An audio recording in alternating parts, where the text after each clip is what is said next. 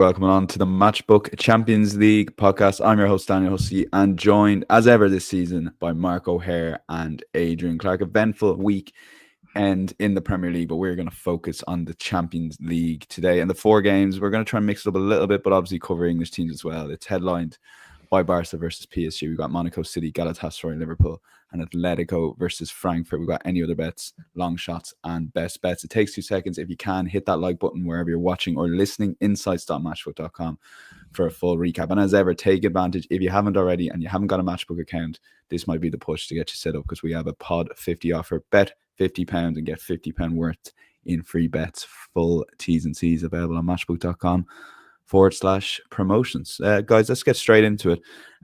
Mark, I might start with you on Barca versus PSG. We won't go over all ground with the format and stuff, but this is a high quality game we're getting to see, and they're becoming more regular. Yeah, it's obviously the Champions League final we probably all wanted to see, but we didn't get to see it, and it's probably the biggest game on the Champions League phase card. I think when the draw was made, it was the one that really sort of leapt off the page. For me, it looks almost an inevitability that we see goals here, a guarantee of goals and entertainment. But if you were to play devil's advocate, there are a couple of reasons why this might not escalate into the sort of total football exhibition we're all sort of hoping, praying for and expecting. For starters, you mentioned that the format, well, it's Matchday 2.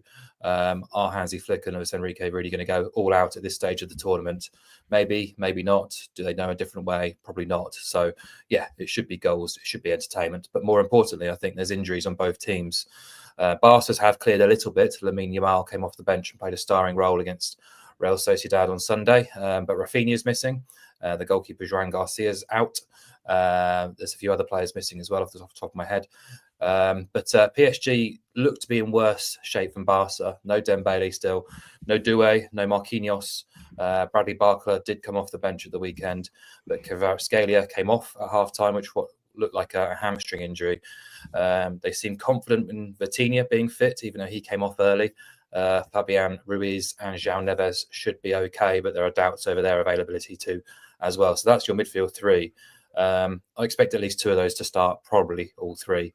But if Kvaratskhelia is missing, that forward line is punctured a little bit compared to what we know, really. So that's why Barca are trading at a touch of odds on here. For me, it's one of those. I actually want to wait a little bit closer to kick off to get a better picture of the PSG team before getting involved in either side. So I'm going to take the result out of the equation and just focus on goals. And I think I found a relatively smart way of backing goals in this game without asking a huge amount, really. So if you head to the bet builder, we can back both teams to score, a goal in both halves. So that's over 0.5 goals first half, the same for second half, and under 6.5 goals at 185. The danger for me here is the goal in both halves option. The 2 teams did meet last season. There were 5 goals in each game. They were scored in both halves, and both sides obviously contributed as well. And this wager has actually won in 4 of Barca's 7 games this season. I've excluded the Mallorca match because they were down to 9 men inside the first half. It wasn't really a fair contest. But I think Barca have shown defensive vulnerability across the campaign so far against all manner of opposition as well. They've allowed 16 big chances in La Liga already this season, and it's a point I've made a few times now that in the summer they let Inigo Martinez go. He was their defensive leader. He led the press, he led the offside trap, and without him, they are still sort of finding their feet a little bit. And there's no clear and obvious centre-back pairing that Hansi Flick has put together yet, which is really completely convinced. So PSG's back 5 should be as close to full strength as possible. No Marquinhos, but Sarbagni and Beraldo are good enough really to make them competitive here. And I still think there is enough in forward areas with Gonzalo Ramos, Kang Lee-in, for example, Vitinha if he plays as well, Barcola as well to cause this Barca team problems too. So 11 of Barca's 15 games under Flick in the Champions League have seen both teams score. And even with their injuries, I think PSG can find a way to penetrate them. So both teams to score, a goal in both halves and under 6.5 goals.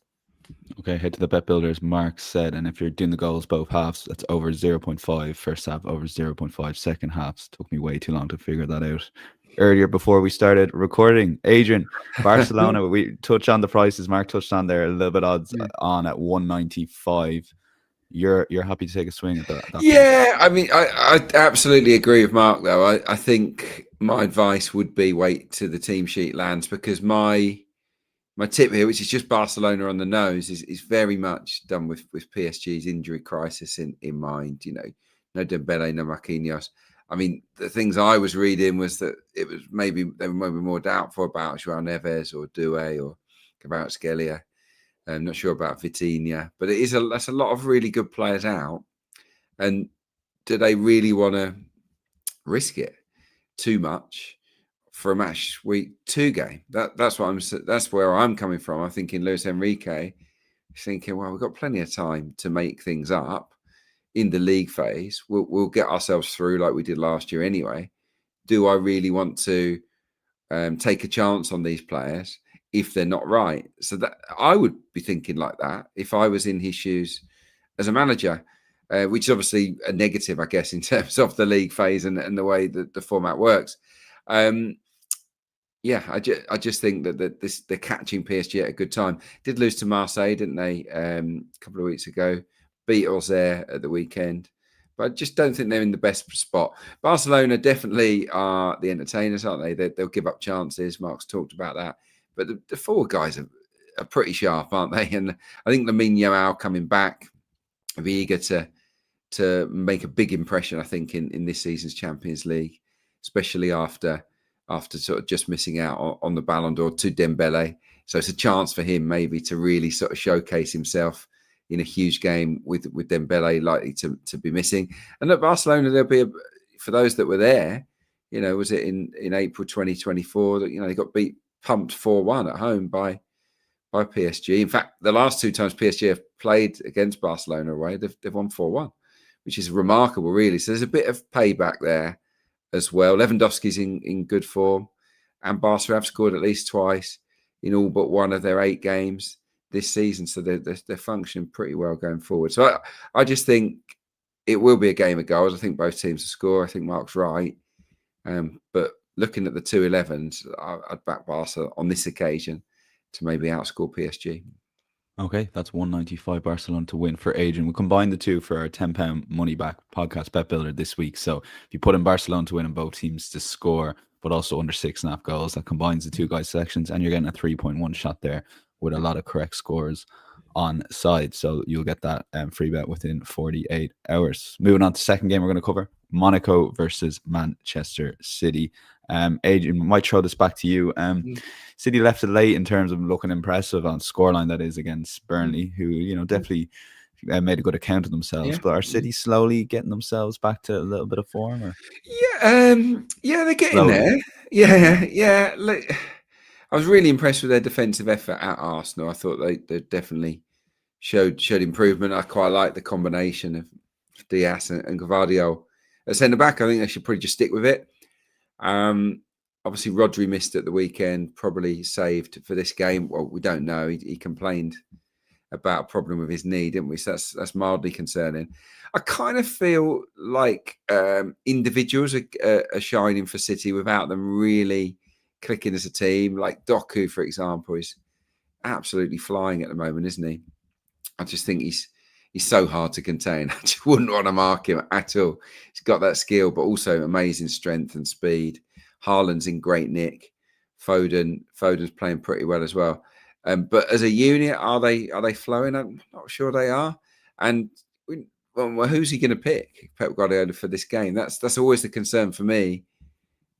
Champions League weeks, who's getting rotated? And if it's one of the form guys, I think that could weaken them. So I'm actually going to oppose City here, which I'm kind of reticent to do because they're not in terrible form at all. But I always like the handicap when you can get a 1.25, 1.25 goals, because it means, for us to lose our money, City would need to win by two clear goals. And I always think that's a tough ask away from home in the Champions League, where City have struggled a little bit, had a poor campaign, didn't they, in Europe last year. And Monaco's a funny game. So really, I've watched so many games down the years involving Monaco at their stadium, which has, it's a small ground, doesn't have a lot of atmosphere, but it's a bit awkward for teams. And Monaco are doing well at home. They've won all 3 of their home games this season. They've scored at least 3 in all of them, actually. including a 3-2 win, a really good 3-2 win at home to Strasbourg. They've got some good players, some that we'd know. Obviously, Eric Dyer's there, and Minamino, Balogun, the former Arsenal kids there, Beerith as well, Ansu Fati. So they've got some good players, and obviously they've got some making up to do because they got Muller, didn't they? 4-1 at Club Brugge on match week 1, which was a bit of a shock, I think, for them. But as I said, at home, strong. I was looking at it. At home in 2025, Monaco's home record reads 1-11, drawn 1, lost 1. So not easy at all. So yeah, during that run, by the way, the only time they lost was 1-0 at home to Benfica. So it's a long time since they were beaten by 2 goals at home, whether it's domestically or in the Champions League. I think PSG were the last team to do it almost a year ago. So yeah, it's not a strong case, granted, because City are quality and they've got Haaland and then they've got some fantastic forwards, but I'm not wholly convinced City are back, and this for me is quite a tricky away game. So Monaco plus 1.25 goals at 1.89. We need City to win by at least 2 to lose. Okay, Adrian outlining the case for Monaco, giving us some insight into the players they have. Mark, you're going to go the other direction. So City's current price is around 148. So you're going to try and combine that with a second thing to make it a bigger price. Yeah, in fairness, I could easily have chosen that same selection as Adrian. It was under consideration for me too. I thought City looked quite short on first glance, really. When I looked at the Champions League prices at the weekend, and they've gotten even shorter since the weekend. The market isn't fancying Monaco, and I think what's driving that is the injury news. We talked about it potentially being an opportune moment to oppose PSG. Well, it might be a good moment to potentially oppose Monaco here. That Club Brugge game on Matchday 1, the shot count at half-time read 17-1 to Club Brugge. They absolutely ran all over Monaco. 26 shots conceded overall, but that first half was a bit of a shocker, really. They were outfought and outmaneuvered, and they bounced back, and on the surface of it, they beat Metz 5-2 at home. But that game was in the balance. It was 2-2 going into the last 7 minutes, and they scored 3 late goals against one of the worst teams in the division. They didn't look particularly impressive from a defensive standpoint, and they followed it up last weekend with a really disappointing 3-1 defeat at Lorient. So defence and midfield has become a bit of an issue recently, particularly in midfield where injury issues are really starting to bite. Lamine Camara missed out at the weekend, so he joins Zakaria, Golovin, Bamba and Pogba all still missing. It meant they had to play a right back by trade, Jordan Teze, in midfield at the weekend. Adi Hutter, the head coach, basically said he has to go into the free market now to try and find a body or two to support them. Elsewhere, the goalkeeper's out, Lucas Radetzky.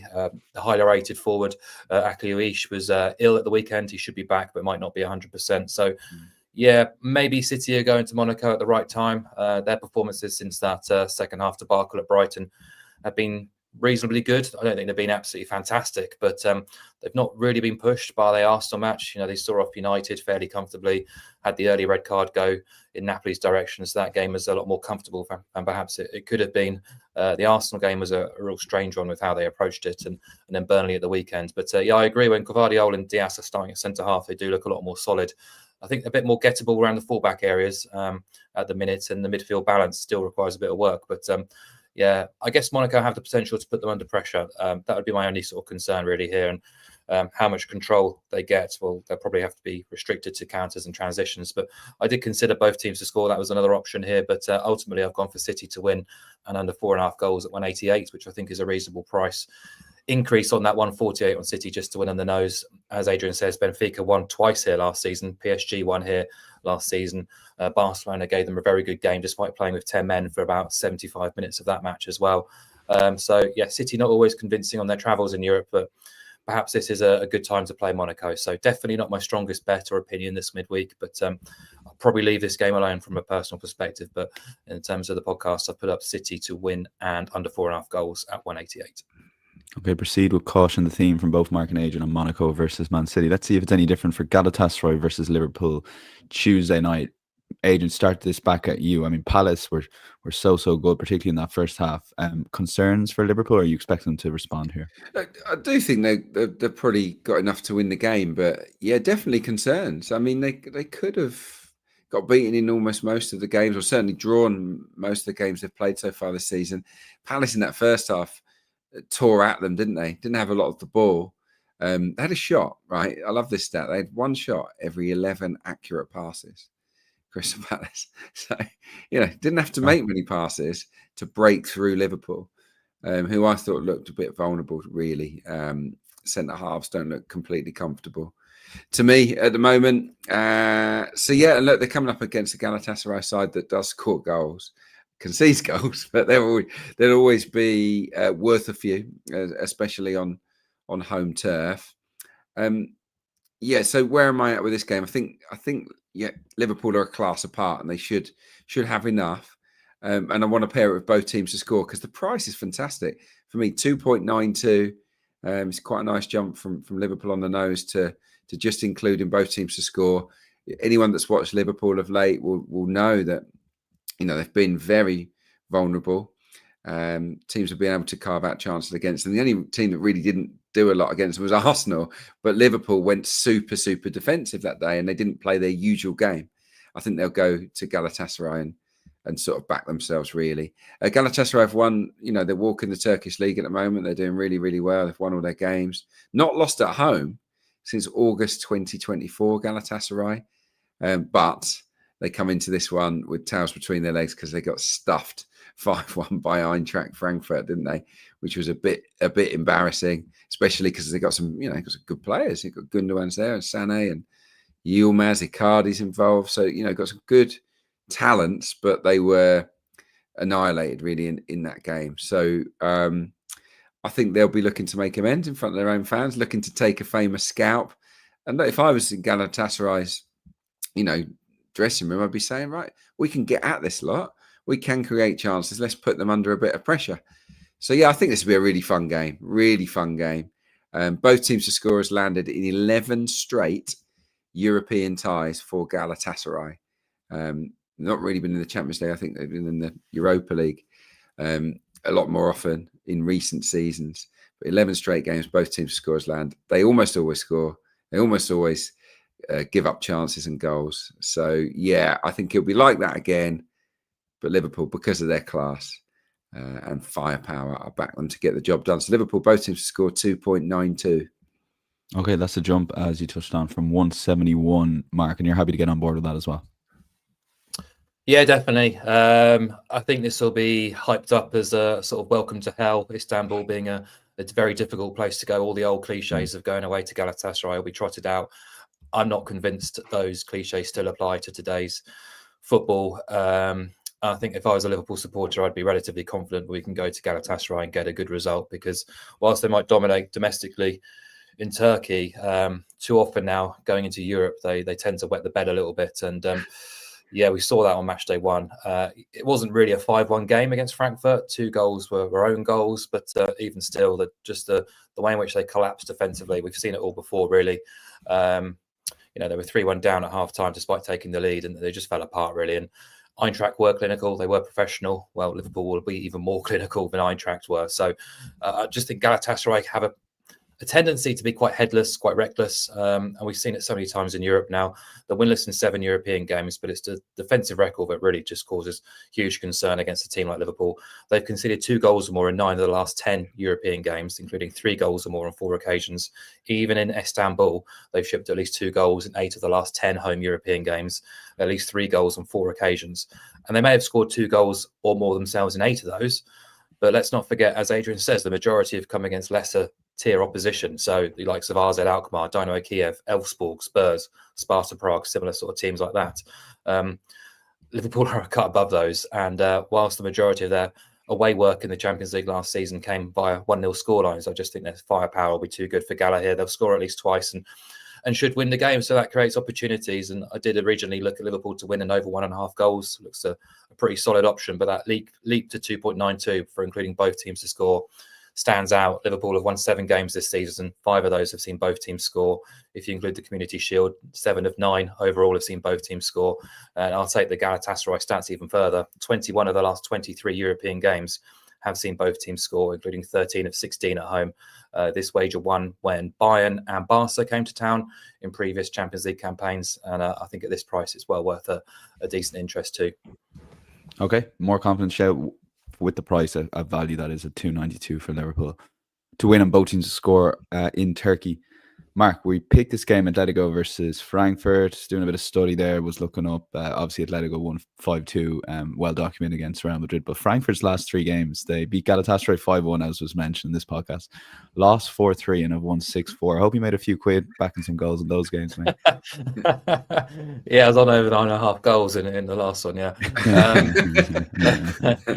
they're the great entertainers at the minute, and I think they're here. They're going to go to Madrid and give them a right good game, actually. I think Atletico are slightly short, and I've toyed with the idea of opposing them in the handicap markets. But I wanted Eintracht with a 1.25 goal start. The line's been set at 1.0, so I'm going to go elsewhere and take what I think will be a less stressful and more enjoyable watch, which is to support goals, support a good game, really. Atletico will be buzzing after that 5-2 win over Real, the first time in nearly 75 years. They've scored 5 goals against the enemy. Had to come from behind to do it. A fantastic derby match, really. They were excellent. And whilst there's a free kick and a penalty in there, they did create 6 big chances in the game.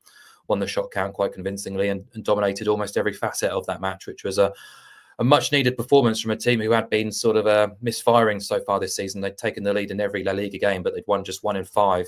Simeone admitted afterwards that he was in tears and he was quite emotional. Because it has been quite a tough start. Chuck in the dramatic defeat at Anfield as well. And it's been a difficult few months. They've had a huge amount of summer sort of signings coming in and players leaving the club as well. And they haven't looked quite at their usual standards up until Saturday. But I guess that's what a derby can do to you. So can they follow it up? They probably can. They might well do. But I don't want to sort of discount Eintracht here. They are, for me, forging their way into being one of Germany's most consistent sides outside of Bayern. Dino Topmüller is a really highly rated head coach who's got a side who show real ambition and ability to sort of mix it with the big boys. They've given Bayern a couple of great games under his tutorship, and sort of despite losing big individuals over the last 12 months or so, they just continue to flourish. And there's new upcoming stars coming through. Can Ozan, the sort of young 19-year-old midfielder, Ritson Doan, another one. They've just been playing some remarkable football. And that 6-4 game at the weekend, they were 5-0 up at half-time away at Gladbach. It went 6-0. They made changes with this match in mind and conceded 4 late goals. They're very front foot. They're very aggressive. They can lack a little bit of organisation at times, but I guess like young teams, they can be a little bit naive, but that would be the concern here. As you say, that previous Bundesliga match, they lost 4-3 against Union. That came off the 5-1 thrashing of Gala. So they'll be brave here. They'll expect to cause Atletico problems, and I think they can cause some problems and get on the score sheet at the very least. So whether they can weather the storm of Atletico Madrid, Julian Alvarez is in unbelievable form at the minute, scoring free kicks and scoring almost everything he's touching at the minute. But I think the way to play this would be to back over 2.5 goals and both teams to score at 186. Frankfurt's last 6 games across Bundesliga and Champions League: 4-1, 3-1, 1-3, 5-1, 3-4, 6-4. So all 6 going over 3.5 and both teams to score. Atletico have played 8 games across all comps. 7 have seen both teams score, and 3 of the last 4 have featured at least 5 goals. So this game won't be 0-0. Okay, he set it up well there for you, Adrian, and you have decided to take you're taking the opposite view. You're not opposing Atletico here. You do expect them to ultimately get the result. Yeah, I'm with Mark. I'm going with the goals angle, but a little bit like Liverpool at Galatasaray, I'm backing the team with more pedigree, more Champions League experience, more senior sort of figures to have the nous, I guess, to get the job done, even if the opponent are very ambitious and offensive in their approach. So yeah, it should be another really, really good game. Atletico will be buzzing, won't they? 5-2 against Real Madrid. There's always that concern that the next game, will you be able to get yourself going for it? But I think just the nature of the way that Frankfurt go about their game will keep them on their toes, and it will rev up Atletico here, because they'll have to be ready for it. And Simeone is a sort of naturally defensive coach will no doubt have done his homework and been looking at and talking through the attacking threats that Frankfurt have got. And they've got loads. Chanuzun definitely deserved that mention. Only 19, 5 Bundesliga goals. He scored as well against Galatasaray. Looks a real player, doesn't he? So, yeah, I just think Atletico at the Metropolitano, they didn't lose many, do they? I mean, they've won their last 3 home games. So they had a poor start to the season, Atletico. Feels like they're getting there now, as Mark said. Alvarez in great form. They've won the last 3 at home. Scored at least twice in all of those victories as well. And look, yeah, I think beating Galatasaray at home 5-1 is one thing. Going to Atletico Madrid and turning them over, scoring 3 or 4 goals yourself is something else. And I don't know if they've got that in their locker, Frankfurt. But I do expect them to contribute. I do expect them to score. But I think Atletico will get more. So I'm going to go for a slightly bigger price. But the risk attached is that I'm hanging my hat on Atletico Madrid here. So Atletico to win and over 2.5 goals, which I would be really confident about. That comes in at 2.3. Okay. Yeah, a couple of angles to tackle, but the lads expecting goals in that game. And Atletico's next game they'll be playing the Champions League is away to Arsenal. But Arsenal before that, Mark hosts Olympiacos on Wednesday night. What sort of game are you expecting here? Not a massively attractive one. We've got a very strong home favourite with your boys against an Olympiacos team who I think will be looking to just try and survive and get what they can and move on, really. Arsenal deserving winners at Newcastle in what was a very enjoyable game from a neutral perspective, and I'm sure you guys enjoyed the way in which it finished. Was very impressed with Arsenal at the start, lost their way a little bit after that penalty was overturned, and I'm sure the thousands or millions of Arsenal conspiracy theorists would have enjoyed that one. But a strong finish thereafter, at least. And, I criticised Arteta for the wrong team selection against Man City. I thought he got it right this time. Eze was very lively. Gyökeres was heavily involved in the first half. And when you've got Saka and Saliba back in the squad too, the side just looks super strong again. I'd expect him to make a few changes here, but it's been a largely positive start for the season, despite what you might sort of be led to believe in the media, because it's been a very difficult start. We highlighted that before a ball was kicked in our sort of preview to the campaign. But Liverpool and Newcastle away, City at home, to sort of be just off the top of the table. They're in a good position. Quite a professional performance in Bilbao as well. Rode the early storm without giving many sort of key opportunities away, and then pinched the points late on. But they're deserving favourites here, 2-goal favourites according to the market. And whilst I wouldn't really want to be looking to back them on the handicap at those kind of lines, I do think the 2.18 on offer for Arsenal to win and under 3.5 does appeal. Odds against Olympiacos are going to come here, just try and pinch a point or do what they can to avoid a splattering. They were desperately disappointing against Paphos in a really winnable opener at home. 69% of the ball, 18 shots, but just 2 big chances, an unremarkable expected goals count. And considering the possession they had, and if we look at their Europa League record last season, Mendilibar, the head coach, clearly looks to try and batten down the hatches and go defensive away from home. 6 of their 8 league phase games actually went under 2.5 goals. 4 of those went under 1.5 goals. They did keep 6 clean sheets, but as we talked with Galatasaray, this is a significant increase in task compared to playing Rangers, Twente, Steaua Bucharest, Malbo, Karabag. So I looked at Arsenal. They played 29 home Premier League or Champions League games since the start of last season, conceded just 21 goals. For me, they're the best defence in Europe. Last term they beat PSG, Shakhtar, Monaco, Dynamo Zagreb, and Real Madrid to 0 at the Emirates. They've already done so against Forest and Leeds this season. So something similar does appeal, and we're getting a bigger price here on Arsenal and under 3.5 goals compared to Arsenal and BTTS no.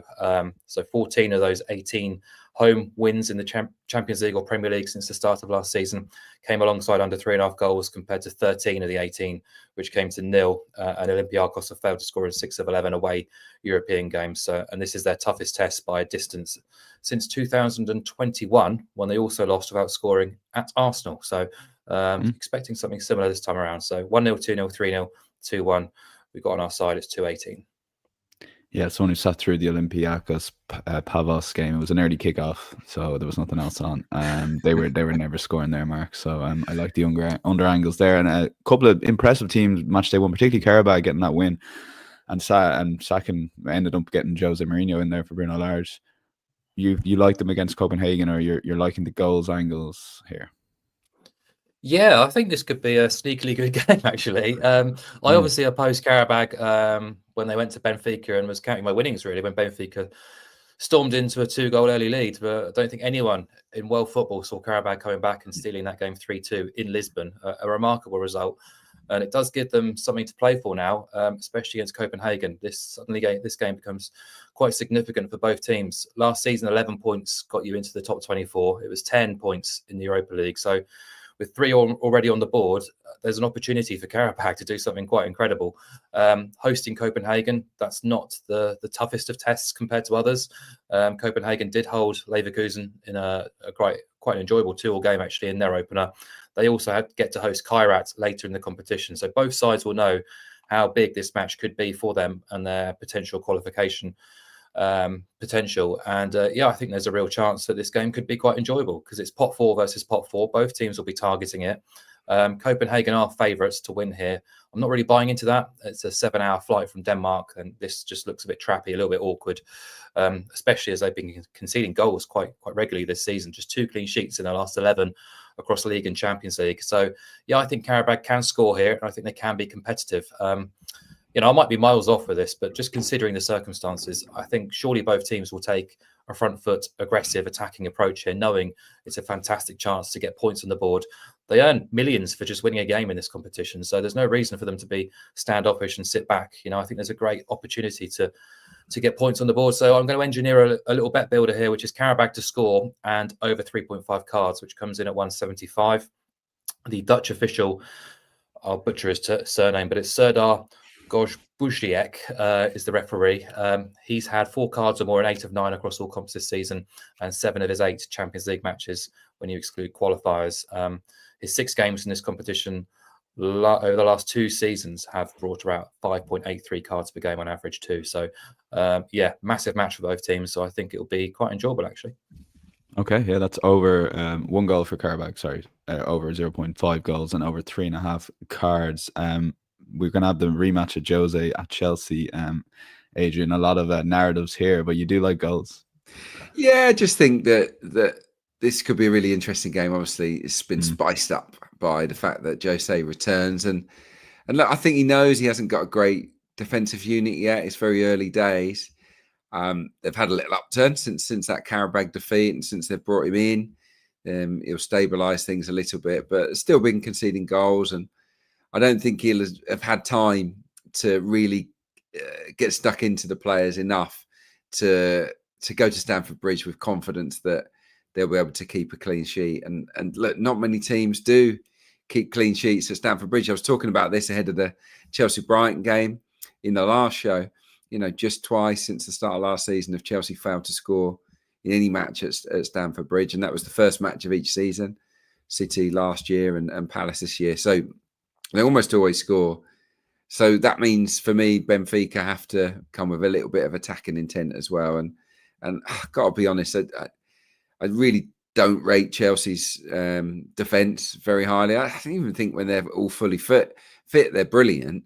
But obviously with Colwell out and others as well.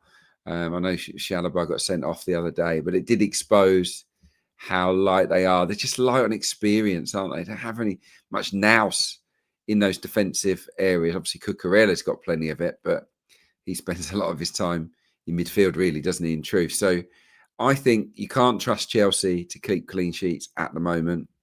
And I think Benfica have a little bit of firepower and can cause them problems. 12 out of 18 matches on match week 1 of this league phase did see both teams to score. So it's sort of, that's a majority, isn't it? They did play each other as well at the Club World Cup. It was 1 apiece after 90 minutes. Chelsea ended up winning 4-1 after extra time. And Benfica, as I said, they've got firepower. They've scored in 16 of their 17 games since the start of the Club World Cup. So pre-Jose, they were always worth a goal. And, over there in America, they didn't do brilliantly, but they scored in most of those games. So, I think Chelsea probably get the job done. I mean, a 1-1 wouldn't be you wouldn't be far off, I don't think, if you back the 1-all. But I'm just going to go both teams to score here. Keep it nice and simple. It's not a big price, 1.73, but I still think there's a bit of value there. Okay, yeah, lock it in as a selection. And your second one in the any other bet section, Napoli lost their first league game over the weekend to Milan, and also we're tad unlucky with the City game, given obviously the red card meant De Bruyne had to go off. But you fancy them to get back on track? Yeah, they're just a good team, aren't they? Look, I don't know whether it's a sort of recency bias. Obviously, I've had a bit of a bad week. Well, yeah, bad couple of weeks. Lost to City, but obviously there's extenuating circumstances with the quite early red. They scraped past, I think Pisa, was it 3-2? Then get beat by Milan. Yeah. So it's been a bit patchy for Antonio Conte. But they're up against a Sporting side that are top of the league in Portugal, scoring goals. They kicked off the Champions League campaign with a 4-1 win against Kairat Almaty at home. So have those recent results sort of influenced the odds? I don't know. I just think at 1.91, Napoli at home in the Champions League is a really backable price, and because they've got very, very good players. They are the Italian champions for a reason. Got quality midfield, haven't they? And they will score goals. I know Højlund's leading the line, but they're a team that are used to scoring plenty of goals. And look, they're up against a Sporting team that, on the face of it, are flying. But you look at the names, there's a lot of inexperience at Champions League level. It's been quite a big rebuild for them. New manager, new formation, etc. And when they've played anyone decent this season, they have fallen short. They lost the Portuguese Super Cup to Benfica, and they also lost at home to FC Porto in the Portuguese league as well. I just think against good opposition at the moment, away from home, it might be a bit too much for Sporting. So, yeah, I think 1.91 on a Napoli home win. Yeah, that does appeal to me.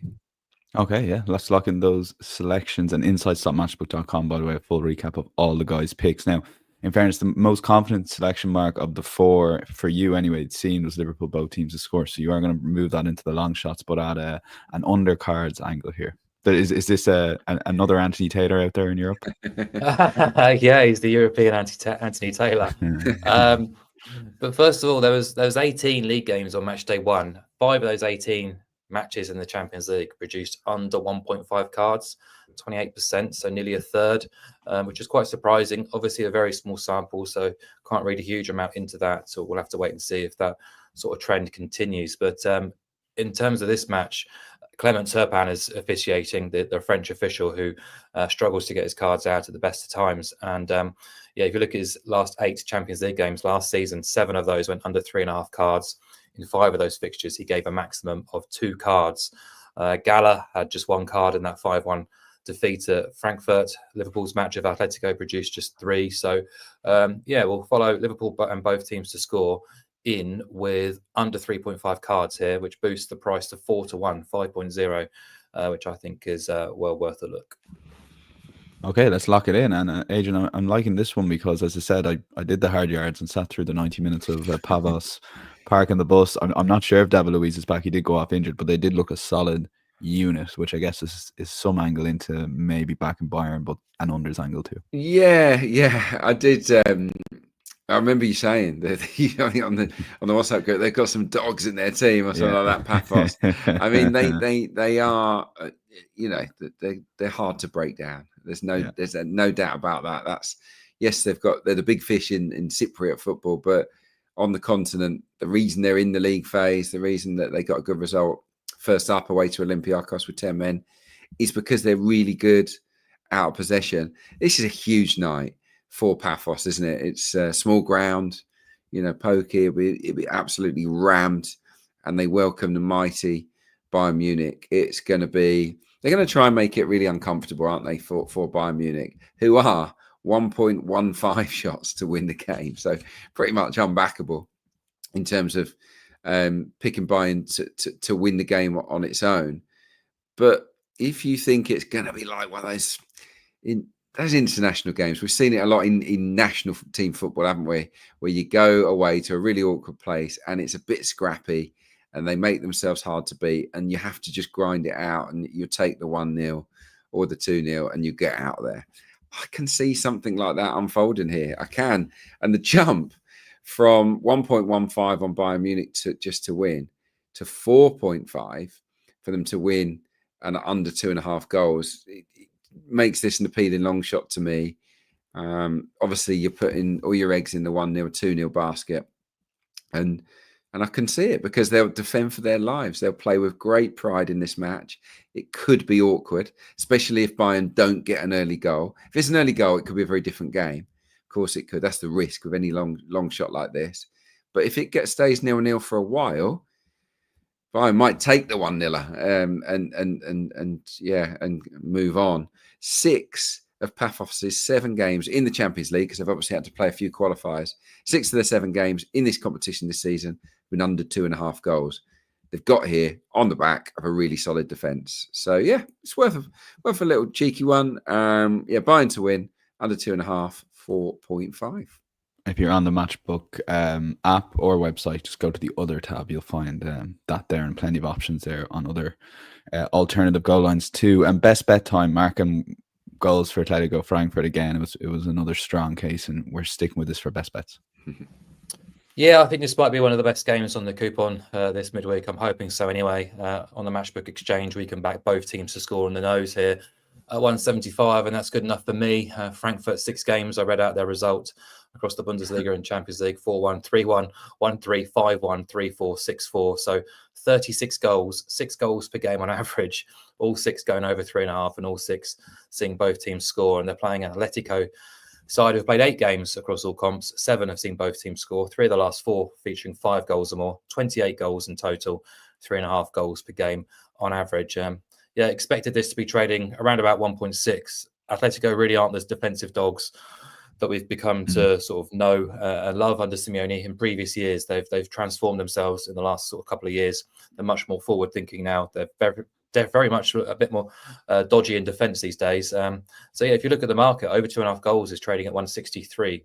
If we're going to see 3 or more goals, you'd assume Frankfurt will contribute. So we're getting a bigger price, and we've got the 1-1 on side as well, compared to over 2.5 goals here. So Eintracht are a dangerous proposition. I think they can cause Atletico problems, and fancy both teams to score here, 175. Okay, and final word to you, Adrian. Mark covered a similar bet, and you're under similar lines with Arsenal and Olympiacos.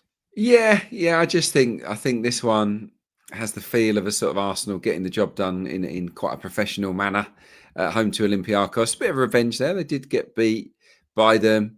I think it was in 2021 in the Europa League. So yeah, but there's been a lot of fixtures between these two clubs in Europe down the years. I just see this as a match where Arsenal will absolutely dominate them, put them under pressure, and Olympiacos will, as Mark said, sort of just look to hang in there. Really, I can't see them being overly ambitious. They'll look to play on the counter. It'll be a rotated Arsenal side, which I think might impact them a little bit. But as we know, the squad's pretty strong these days. So yeah, Arsenal to win. I've gone to the bet builder for this. Arsenal to win. They're a short price. Under 4.5 goals for the reasons Mark outlined earlier, I think, and the nature of the game, it could be kind of attack versus defence. And also, I was looking at Olympiacos' record in the Europa League last year, quite poor away from home, failed to win in 3 of their 5 away games. But in those 5 away games, there was a grand total of 7 goals. And 3 of those came in the one that knocked them out against Buda Glimt. So, 4 goals in 4 prior to that. So when they go away from home, it tends to be fairly low scoring. But can they really hold Arsenal at bay? I'm not sure about that. So yeah, Arsenal under 4.5 goals. That's still a little bit too skinny. So I've chucked in over 4.5 corners, and it takes it to 2.05. If Arsenal are going to dominate this game, I expect them to get 5 or more corners. They're averaging 7.5 corners per game in the Premier League. And I think they can get a similar number here on home turf by pushing Olympiacos back for the majority of the game. So yeah, a little bet builder. Arsenal under 4.5, over 4.5 corners, 2.05. Okay, very good. Insights.matchbook.com, full recap of the guys' picks, not just for this show, but throughout the season. And if you are watching on the live stream, we see a good number of views there, or watching back. If you take 2 seconds, hit that like button, just helps our content get out to a wider audience. Myself, Mark, and Adrian will be back later in the week to preview another Premier League weekend. But until then, enjoy the Champions League football, and we'll chat to you later in the week. Bye bye.